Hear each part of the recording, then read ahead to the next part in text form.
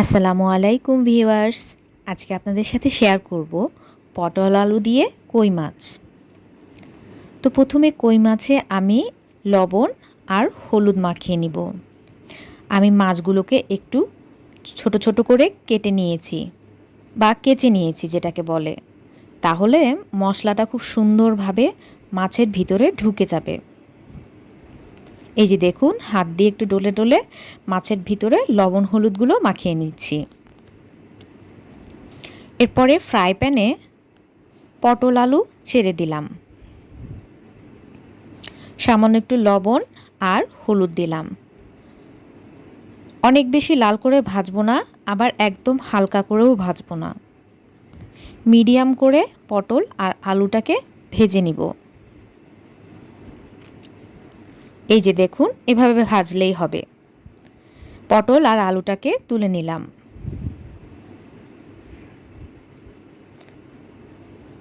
ওই তেলেই আমি এখন মাছগুলোকে ভেজে নিব। যেহেতু কই মাছ, সেই কারণে অনেক বেশি কড়া করে ভাজবো না, মিডিয়ামভাবে ভাজলেই বেশি ভালো হবে। তাহলে মাছটা নরমও থাকবে আর মশলাগুলোও খুব সুন্দরভাবে ভিতরে ঢুকে যাবে। এই যে দেখুন, বারবার করে উল্টে পাল্টে সুন্দর করে মাছটা ভেজে নেব।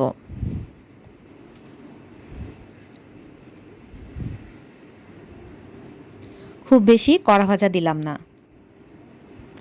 এবার মাছগুলোকে একটা বাটিতে তুলে নেব। ফ্রাইং প্যানে যে তেলটা আছে, এই তেলটা দিয়েই কিন্তু আমি রান্না করব। কড়াইয়ে ওই তেলটা ঢেলে নিলাম আর সামান্য একটু তেলও দিয়েছি। এবারে আধা কাপের একটু বেশি পেঁয়াজ দিলাম। পেঁয়াজটাকে সুন্দর করে ভেজে নেব। আদা রসুন বাটা দিলাম 1.5 চা চামচ।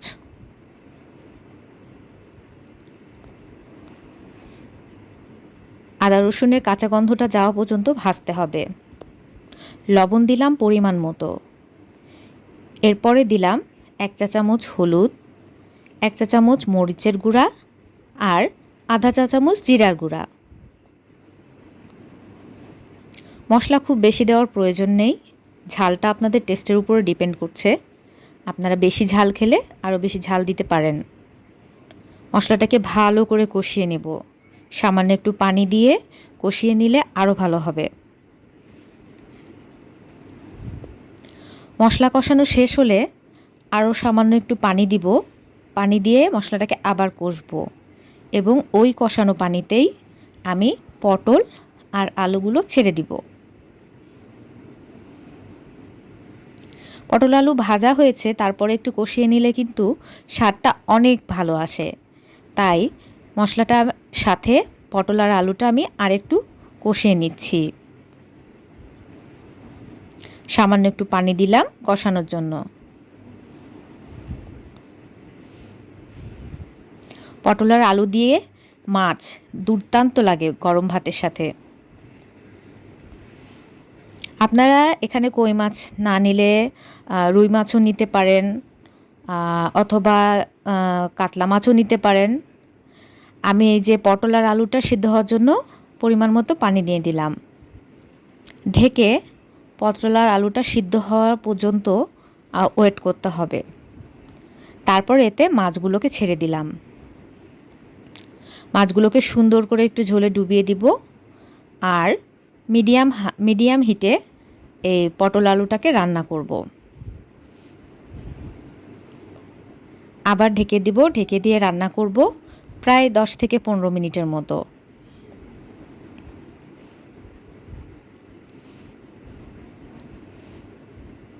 মাছগুলোকে মাঝখানে একবার একটু উল্টে পাল্টে দিব, তাহলে মাছে সুন্দরভাবে মশলার ঝোলটা ঢুকে যাবে।